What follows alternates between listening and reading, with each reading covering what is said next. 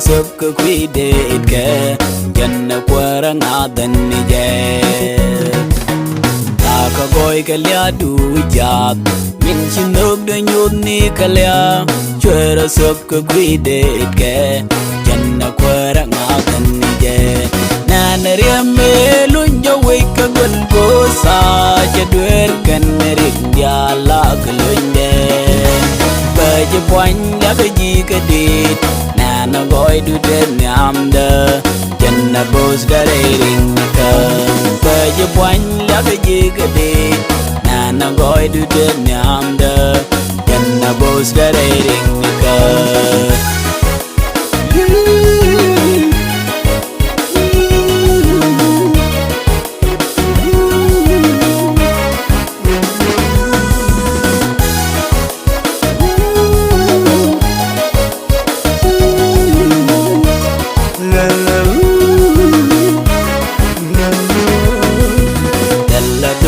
quát ke je chat chwa je duin moy ke je ka bot chai je gul pin chet ka wen nak ka kwara min jal ga kan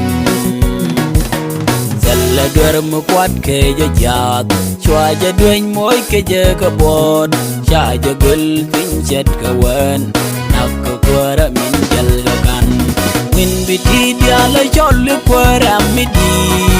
jalya pon me ja je pun मेरे अल्पम तो कोकलियस चूलास के दियालमर जन्म लिंक्वर विंगमोन पom मेरे अल्पम तो कोकलियस चूलास के दियालमर जन्म लिंक्वर विंग